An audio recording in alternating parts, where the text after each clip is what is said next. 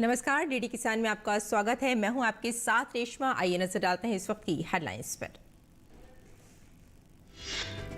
सूक्ष्म लघु और मझोले उद्यम मंत्री नारायण राणे ने महाराष्ट्र के सिंधुदुर्ग जिले में स्थित कणकवली में नारियल बोर्ड के क्षेत्रीय कार्यालय का उद्घाटन किया। कहा, अब इस क्षेत्र में और अधिक सरकारी योजनाएं होंगी लागू।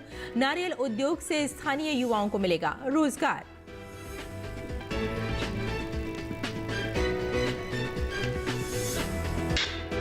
छत्तीसगढ़ में गोबर और कचरे से खुली तरक्की की राह। भाभा परमाणु अनुसंधान केंद्र, ट्रॉम्बे और छत्तीसगढ़ बायोफ्यूल विकास प्राधिकरण के बीच गोबर से विद्युत उत्पादन की आधुनिक तकनीक के हस्तांतरण के लिए समझौता हुआ। अब राज्य की ग्रामीण महिलाएं करेंगी विद्युत उत्पादन।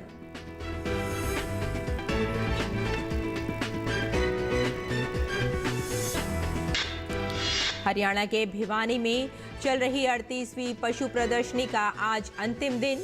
हजारों की संख्या में किसान व पशुपालक प्रदर्शनी में हो रहे हैं शामिल। किसानों को उत्कृष्ट किस्म के पशुओं को पालने के साथ ही आधुनिक कृषि तकनीकों की मिल रही है जानकारी।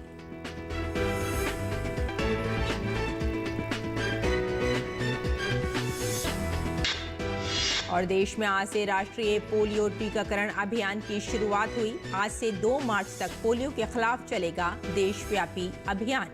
5 साल तक के बच्चों को बूथ के अलावा घर घर जाकर भी पिलाई जाएगी पोलियो की दवा। और अब समाचार विस्तार से। महाराष्ट्र में कणकवली में नारियल बोर्ड का क्षेत्रीय कार्यालय खुल गया है। सूक्ष्म लघु और मझोले उद्यम मंत्री नारायण राणे ने राज्य के सिंधुदुर्ग जिले में स्थित कणकवली में क्षेत्रीय कार्यालय का उद्घाटन किया।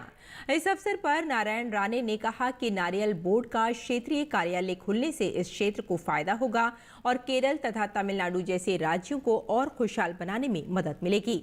उन्होंने कहा कि नारियल उद्योग से स्थानीय युवाओं को रोजगार भी मिलेगा।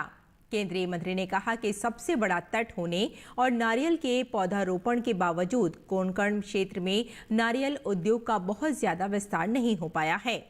नारियल बोर्ड का क्षेत्रीय कार्यालय खुलने से इस क्षेत्र में और अधिक योजनाएं लागू होंगी। केंद्रीय एमएसएमई मंत्री नारायण राणे ने कोडाल में कॉनबेक इंस्पिरेशन ग्रुप का भी उद्घाटन किया। केंद्रीय एमएसएमई मंत्रालय ने समूह के विकास के लिए 1.45 करोड़ रुपए प्रदान किए हैं, जिसमें से 300 कारीगरों की सहायता की जाएगी। इस अवसर पर मधुमक्खी पालन के लिए 500 पेटी, बिजली के बर्तन के 100 पहिए और 100 अगरबत्ती बनाने की मशीनें भी वितरित की गईं। इस सामग्री का उपयोग करने से अकेले रत्नागिरी और सिंधुदुर्ग जिले में ही 650 लाभार्थियों को स्वरोजगार शुरू करने में मदद मिलेगी। केंद्रीय मंत्री नारायण राणे ने मंत्रालय की पहल की सराहना की। उन्होंने कहा कि ये उपकरण ग्रामीण कारीगरों के लिए उनके दरवाजे पर जीवन यापन करने के लिए उपयोगी होंगे। इसके साथ ही नारायण राणे ने सम्मेलन में एमएसएमई रुपया कार्ड का भी उद्घाटन किया और मौजूद एमएसएमई उद्यमियों को एमएसएमई रुपया कार्ड का पहला सेट वितरित किया। और छत्तीसगढ़ में गोबर और कचरा अब धन बन गया है। राज्य सरकार की मदद से अब ग्रामीण महिलाएं विद्युत उत्पादक बनने जा रही हैं। राज्य के गौठानों के किए जा रहे गोबर से स्वयं सहायता समूहों की ग्रामीण महिलाएं बिजली बनाएंगी। गोबर से विद्युत उत्पादन की आधुनिक तकनीक निसर्गुणा के हस्तांतरण के लिए मुंबई स्थित भाभा परमाणु अनुसंधान केंद्र, ट्रॉम्बे और छत्तीसगढ़ बायोफ्यूल विकास प्राधिकरण के बीच एक MOU हुआ है। गौठाने में गोबर एवं कृषि अपशिष्ट से बिजली एवं जैव ईंधन के उत्पादन के लिए संयंत्र लगाए जाएंगे। इससे मीथेन गैस और विद्युत ऊर्जा का उत्पादन होगा। इस अवसर पर राज्य के मुख्यमंत्री भूपेश बघेल ने किसानों की आय में बढ़ोतरी के लिए फसल उत्पादन एवं गुणवत्ता बढ़ाने तथा मूल्य संवर्धन करने और उनके सुरक्षित भंडारण पर जोर दिया। हरियाणा के भिवानी में चल रही 38वीं पशु प्रदर्शनी का आज अंतिम दिन है। हजारों की संख्या में किसान व पशुपालक पशु प्रदर्शनी में पहुंच रहे हैं। इस पशु प्रदर्शनी के माध्यम से पशुपालकों को उत्कृष्ट किस्म के पशुओं को पालने की प्रेरणा मिली है। डेयरी उत्पादन के सबसे महत्वपूर्ण आधार नस्ल सुधार, तकनीक और चारे पर कार्य करना है। हरियाणा में पशु नस्ल सुधार पर इस मेले में विशेष फोकस रखा गया है। इस प्रदर्शनी से आ रहे किसानों को पशुओं की विभिन्न किस्मों, उनकी देखभाल व उनकी खुराक के बारे में जानकारी मिल रही है। इसके साथ ही किसानों को कृषि संबंधी अन्य जानकारियां भी मिल रही हैं, जिनका उपयोग और कृषि को बढ़ावा देने में कर पाएंगे। मोटे अनाज के महत्व को मान्यता देते हुए भारत सरकार ने वर्ष 2018 को मोटा अनाज वर्ष घोषित किया था, ताकि इनके उत्पादन को प्रोत्साहित किया जा सके। मोटे अनाज की घरेलू और वैश्विक मांग पूरी करने तथा लोगों को पौष्टिक भोजन उपलब्ध कराने के लिए भारत सरकार ने संयुक्त राष्ट्र महासभा में वर्ष 2023 को अंतर्राष्ट्रीय मोटा अनाज वर्ष घोषित करने के प्रस्ताव का अभियान चलाया। भारत के प्रस्ताव का 72 देशों ने समर्थन किया और पिछले वर्ष मार्च में संयुक्त राष्ट्र महासभा ने वर्ष 2023 को मोटा अनाज अंतर्राष्ट्रीय वर्ष घोषित किया। मोटे अनाज को प्रोत्साहित करने के भारत के अभियान को आगे बढ़ाते हुए केंद्रीय बजट 2022-23 में कहा गया है कि इनकी घरेलू खपत तथा राष्ट्रीय और अंतर्राष्ट्रीय ब्रांडिंग के लिए पूरा समर्थन दिया जाएगा। वर्ष 2020 में विश्व में मोटे अनाज के उत्पादन में भारत की करीब 41% हिस्सेदारी थी। देश में वर्ष 2015-16 में इनका उत्पादन लगभग 1 करोड़ 45 लाख टन था, जो वर्ष 2020-21 में बढ़कर लगभग 1 करोड़ 80 लाख टन तक पहुंच गया। अगली खबर की ओर बढ़ते हैं। पत्तियों वाली सब्जियों में पालक बहुत प्रमुख है। पालक एक आयरन से भरपूर, खनिज और विटामिन युक्त सब्जी है। पालक की खेती मध्यम जलवायु में साल भर की जा सकती है। आइए अपनी इस रिपोर्ट में आपको पालक की खेती से जुड़ी संपूर्ण जानकारी देते हैं। इस समय पालक की बुआई की जा सकती है। पालक को मैदानी और पहाड़ी दोनों क्षेत्रों में बोया जा सकता है।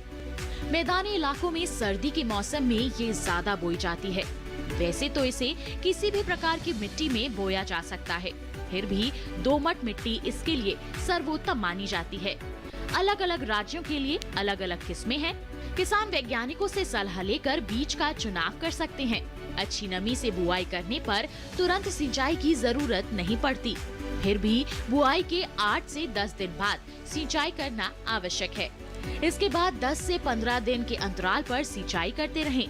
पत्तियों की हर कटाई के बाद सिंचाई करना ना भूलें।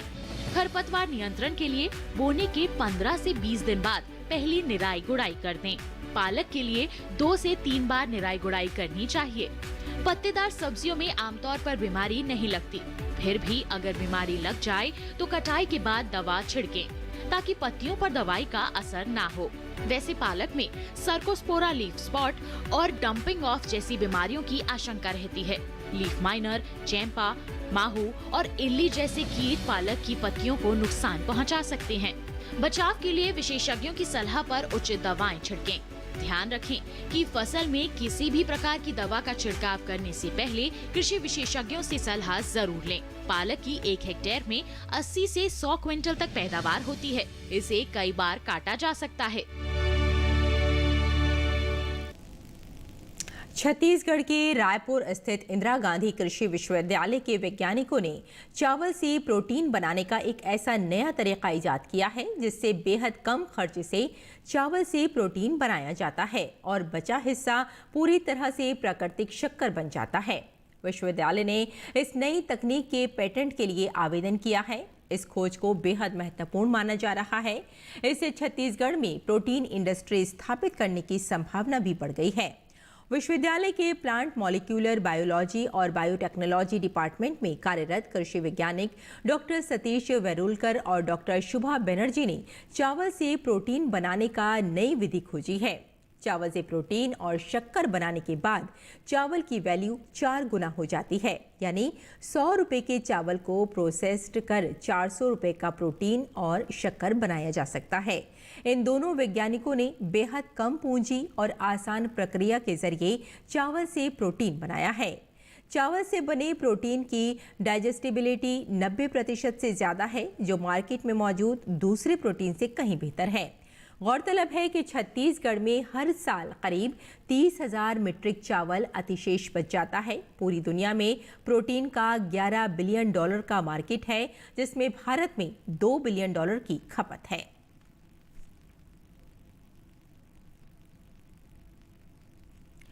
और अरुणाचल प्रदेश की राजधानी क्षेत्र ईटानगर के निशी समुदाय ने नियोकुम लापंग में अपने कृषि उत्सव नियोकुम युलो को रंगारंग कार्यक्रमों के साथ मनाया। इस अवसर पर कई सांस्कृतिक और लोक नृत्य कार्यक्रम प्रस्तुत किए गए। इस उत्सव के दौरान निशी समुदाय अतिथियों से कोई दान नहीं लेने, समारोह में जुआ और जंगली मांस के उपयोग पर प्रतिबंध जैसी कई पहल करता है।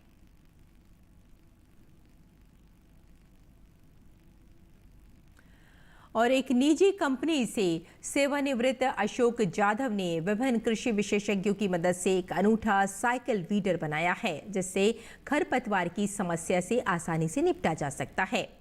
अशोक के इस अनूठे डिवाइस से किसानों को श्रम, पैसा और समय बचाने में मदद मिल रही है।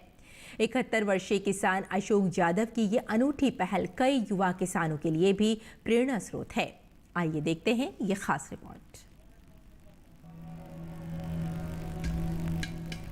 एक निजी कंपनी से मशीनिस्ट के रूप में सेवानिवृत्त होने के बाद अशोक जाधव ने अपनी 2 एकड़ पुश्तैनी जमीन पर खेती शुरू की। वो 1999 से खेती कर रहे हैं और गन्ना, सोयाबीन, हल्दी, टमाटर और तरह तरह की मौसमी सब्जियां उगाते हैं। बाद में उन्होंने जैविक खेती की ओर रुख किया। गन्ने की खेती किफायती होने के लिए मैंने सुपर के नर्सरी का यूज किया है। इसके वजह से मुझे गन्ने की लागत के लिए लगने वाला खर्चे में बहुत सा खर्चा कमती आया है। साथ में मैंने गन्ने के बीच में सोयाबीन बोने से उसका जो मुनाफा हुआ उससे भी मैं फ़ायदे में हूँ। साथ में गन्ने के अंदर का जो खरपतवार है उसके निकालने के लिए मैंने इस यंत्र का उपयोग करने से मुझे लेबर का खर्चा बहुत कम आया। अशोक ने सरकारी विभाग के विभिन्न कृषि विशेषज्ञों की मदद ली और एक साइकिल वीडर बनाया, जो फसलों के किनारे के खरपतवारों को काटता है। पहियों में ब्लेड लगे होते हैं, जिससे खरपतवार निकल जाते हैं।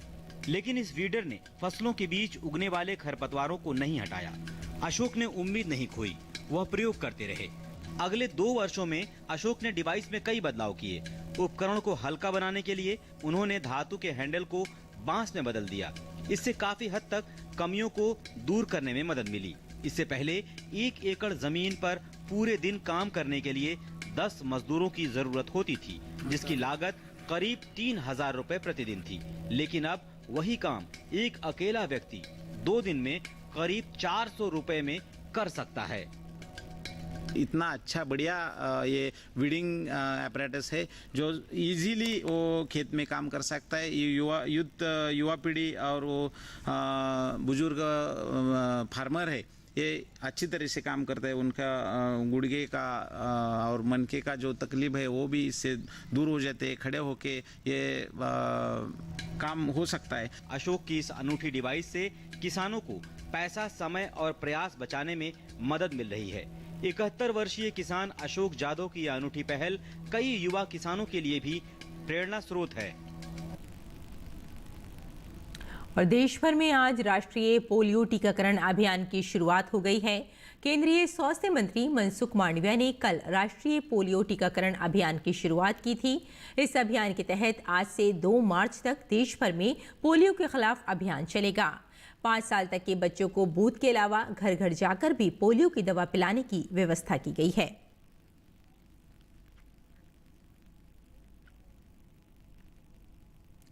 और भिंडी का सब्जियों में एक प्रमुख स्थान है। ये एक ऐसी सब्जी है जिसे कई तरह की सब्जियों के साथ बनाया जा सकता है। भिंडी में calcium, phosphorus, vitamin A, B और सी जैसे कई तरह के पोषक तत्व प्रचुर मात्रा में पाए जाते हैं, जो मानव स्वास्थ्य के लिए बहुत लाभदायक हैं। आइए अपनी इस रिपोर्ट में आपको भिंडी की खेती से जुड़ी संपूर्ण जानकारी देते हैं। ये मौसम भिंडी की बुआई के लिए अनुकूल है। उत्तरी भारत के मैदानी इलाकों में गर्मी की फसल जनवरी के अंतिम सप्ताह से मार्च तक और बरसात की फसल जून से जुलाई तक बोई जाती है। 1 हेक्टेयर में भिंडी की बुआई के लिए 18 से 22 किलो बीज पर्याप्त है। भिंडी की बुआई करने से पहले खेतों को जोत कर तैयार कर ले। खरपतवार को साफ कर ले। बुआई करते समय कतार से कतार की दूरी 30 सेंटीमीटर और पौध से पौध की दूरी 13 से 15 सेंटीमीटर रखें। किसान भिंडी की कई किस्मों की बुआई कर सकते हैं, जैसे पूसा मखमली, पूसा सावनी, लाल भिंडी और IHR 31 आदि। पूसा मखमली किस्म की भिंडी की लंबाई 6 से 8 इंच तक होती है। ये भिंडी लंबी, सीधी, चिकनी और हरे रंग की होती है। पूसा सावनी किस्म की भिंडी की लंबाई 10 से 15 सेंटीमीटर होती है। ये लंबी, पतली, नरम, चिकनी और गहरे हरे रंग की होती है। पूसा सावनी किस्म की 1 हेक्टेयर में 80 से 100 क्विंटल तक पैदावार ली जा सकती है। लाल भिंडी लंबी, सीधी और गुदेदार होती है, जबकि IHR 31 किस्म की भिंडी की लंबाई 24 सेंटीमीटर तक होती है। ये मोटे गुदे वाली और हल्के हरे रंग की होती है। अगर बात सिंचाई की करे तो बुआई के तुरंत बाद फसल में पहली सिंचाई करे और फिर दूसरी और तीसरी सिंचाई 3 से 4 दिन के अंतराल पर करे। फसल की अच्छी पैदावार के लिए खेतों में समय समय पर निराई गुड़ाई करते रहें। और आइए अब देखते हैं कि देश भर की अनाज मंडियों में अनाज का क्या रहा भाव।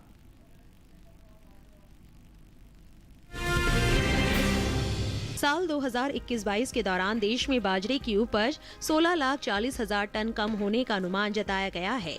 कृषि मंत्रालय की ओर से हाल ही में जारी दूसरे अग्रिम अनुमान के मुताबिक देश में बाजरे की पैदावार 92,20,000 टन होने का अनुमान है, जबकि बीते साल इस दौरान बाजरे की उपज 1,08,60,000 टन रही थी। वहीं बात बाजरे की बुआई की करें तो रबी फसल वर्ष 2021-22 के दौरान बाजरे की बुआई निर्धारित लक्ष्य से आगे चल रही है। हालांकि बीते कुछ समय से आगे चल रहे बाजरे के रकबे में अब कुछ कमी देखने को मिली है। कृषि मंत्रालय की ओर से साल 2021-22 के लिए 4 फरवरी को जारी ताज़ा आंकड़ों के अनुसार देश में रबी बाजरे की बुआई 18,000 हेक्टेयर में हो चुकी है। इसी तरह साल 2020-21 के दौरान बाजरे की बुआई का रकबा 20,000 हेक्टेयर ही रहा था। वहीं बाजरे के हाजिर भाव पर नजर डालें तो एग्मार्कनेट के अनुसार देश की अलग अलग मंडियों में बाजरे के भाव इस प्रकार रहे। गुजरात की मंगरोल मंडी में 25 फरवरी को बाजरे का भाव रहा 2,100 रुपए। 26 फरवरी को इसके भाव में 300 रुपए की गिरावट दर्ज हुई और भाव हो गया 1,800 रुपए प्रति क्विंटल। वहीं महाराष्ट्र की पुणे मंडी में इस दौरान बाजरे के भाव में कोई बदलाव नहीं आया और भाव दोनों दिन यानी 25 और 26 फरवरी को 3,050 रुपए पर बना रहा। वहीं राजस्थान की जयपुर मंडी में इस दौरान बाजरे के सौदों में नरमी के साथ कारोबार हुआ। यहां 25 फरवरी को बाजरे का भाव था 1,815 रुपए। 26 फरवरी को इसके सौदे 11 रुपए लुढ़क कर 1,804 रुपए पर हुए। उत्तर प्रदेश की अलीगढ़ मंडी में 25 फरवरी को बाजरे का भाव रहा 1,770 रुपए। 26 फरवरी को इसके भाव में 10 रुपए की गिरावट आई और भाव हो गया 1,760 रुपए। इसी तरह राज्य की बहजोई मंडी में बाजरे के भाव में सुस्ती देखने को मिली। यहाँ 26 फरवरी को बाजरे का भाव 15 रुपए टूटकर 1,775 रुपए से 1,750 रुपए हो गया। आपको बता दें कि केंद्र सरकार ने किसानों को उनकी उपज के लिए लाभकारी मूल्य सुनिश्चित करने के उद्देश्य से सरकारी खरीद सीजन 2021-22 के लिए खरीफ फसलों के MSP में बढ़ोतरी की है। साल 2021-22 के दौरान बाजरे का न्यूनतम समर्थन मूल्य 2,250 रुपए प्रति क्विंटल तय किया गया है, जबकि साल 2020-21 के दौरान बाजरे की MSP 2,150 रुपए प्रति क्विंटल थी। यानी बीते साल की तुलना में इस साल बाजरे की MSP 100 रुपए प्रति क्विंटल की बढ़ोतरी हुई है।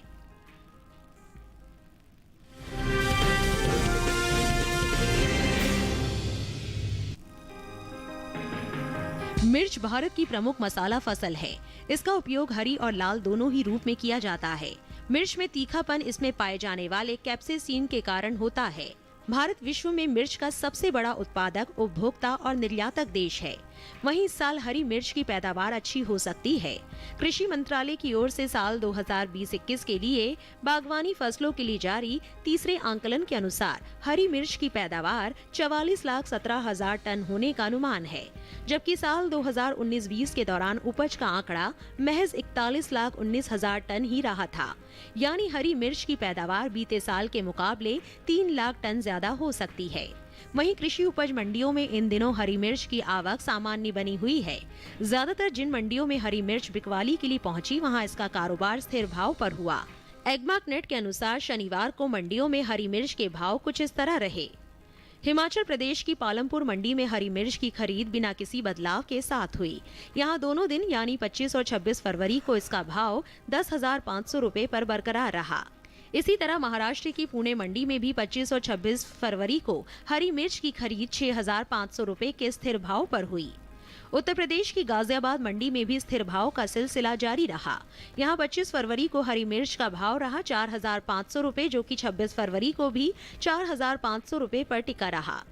जबकि राज्य की ही अलीगढ़ मंडी में हरी मिर्च के सौदे बढ़त के साथ हुए। यहां 25 फरवरी को इसका भाव रहा 3,450 रुपए, जो कि 26 फरवरी को 50 रुपए बढ़कर 3,500 रुपए हो गया। आपको बता दें कि देश से होने वाला सब्जियों का निर्यात 10% घटा है। एपिडा की ओर से हाल ही में जारी ताज़ा आंकड़ों के अनुसार साल 2021 में अप्रैल से नवंबर महीने के दौरान देश से कुल सब्जियों के निर्यात में 1,58,000 टन से ज्यादा की गिरावट दर्ज की गई है। साल 2021 के बीते 8 महीने के दौरान सब्जियों का कुल निर्यात 16,47,802 टन का ही हो सका है, जबकि बीते साल की समान अवधि के दौरान निर्यात 18,06,659 टन का हुआ था।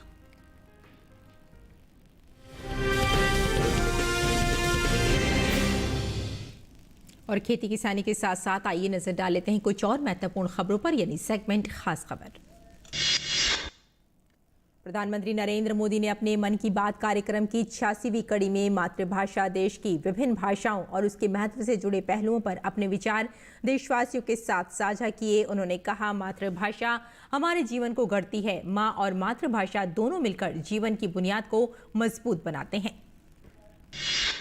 प्रधानमंत्री नरेंद्र मोदी ने अपने संबोधन में भारत की मूर्ति कला को बताया नायाब उदाहरण। कहा, देश के मंदिरों से चोरी हुई मूर्तियों को वापस लाकर सरकार ने किया दायित्व का निर्वहन। पीएम ने कहा, पिछले कुछ वर्षों में देश के विभिन्न मंदिरों से चोरी हुई सैकड़ों मूर्तियों को वापस लाया गया। पीएम ने आयुर्वेद के प्रचार प्रसार के लिए सरकार के प्रयासों और इस क्षेत्र में शुरू हो रहे स्टार्टअप का जिक्र किया। पीएम ने राष्ट्रीय विज्ञान दिवस का जिक्र कर बच्चों के अंदर साइंटिफिक टेम्परामेंट विकसित करने पर जोर देने की बात भी कही। उत्तर प्रदेश विधानसभा चुनाव के 5वें चरण के लिए वोटिंग। लोकतंत्र के महापर्व में लोग बढ़ चढ़कर भाग ले रहे हैं। मतदान केंद्रों पर वोटरों की लंबी लंबी कतारें। उत्तर प्रदेश विधानसभा चुनाव के 5वें चरण में 12 जिलों की 61 सीटों पर मतदान। इनमें से 13 सीटें सुरक्षित। 5वें चरण में सुल्तानपुर, चित्रकूट, प्रतापगढ़, कौशाम्बी, प्रयागराज, बाराबंकी, अयोध्या, बहराइच, श्रीवस्ती, गोंडा, अमेठी और रायबरेली जिलों में वोटिंग। यूक्रेन के भारतीयों को निकालने के लिए भारत सरकार का मिशन ऑपरेशन गंगा जारी। 240 भारतीय नागरिकों के साथ तीसरी उड़ान हंगरी की राजधानी बुडापेस्ट से दिल्ली पहुंची। विदेश मंत्री एस जयशंकर ने ट्वीट के जरिए सहयोग के लिए हंगरी के विदेश मंत्री पीटर सिजेजोरतो के प्रति आभार व्यक्त किया। रोमानिया की राजधानी बुखारेस्ट से दूसरी उड़ान यूक्रेन में फंसे 250 भारतीय नागरिकों के साथ दिल्ली हवाई अड्डे पर पहुंची। केंद्रीय नागरिक उड्डयन मंत्री ज्योतिरादित्य सिंधिया और विदेश राज्य मंत्री वी मुरलीधरन ने भारतीय नागरिकों के लिए दिल्ली हवाई अड्डे पर किया स्वागत। ज्योतिरादित्य सिंधिया ने कहा, सभी भारतीयों की सुरक्षित स्वदेश वापसी तक जारी रहेगा ऑपरेशन।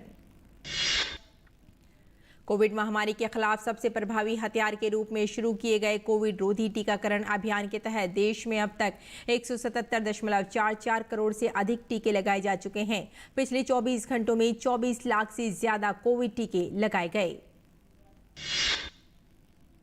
दुनिया भर में कोरोना वायरस का कहर खत्म होता दिखाई नहीं दे रहा है। विश्व में अब तक कोरोना संक्रमण के 43 करोड़ 46 लाख से ज्यादा मामले सामने आ चुके हैं। वहीं अब तक 59,62,000 लोगों की कोरोना संक्रमण से मौत हो चुकी है। अमेरिका कोरोना संक्रमण से सर्वाधिक प्रभावित देश है। आज़ादी के अमृत महोत्सव के मद्देनजर महिलाओं की सुरक्षा को ध्यान में रखते हुए दिल्ली पुलिस हर दिन नए कदम उठा रही है। इसी कड़ी में दिल्ली में महिलाओं की आवाज़ को बुलंद करने के लिए पिंक बूथ लॉन्च किए जा रहे हैं। सेंट्रल डीसीपी श्वेता चौहान ने माता सुंदरी देवी कॉलेज के पास एक और पिंक बूथ लॉन्च किया। तो किसान समाचार में फिलहाल इतना ही। अनुमति दें। नमस्कार।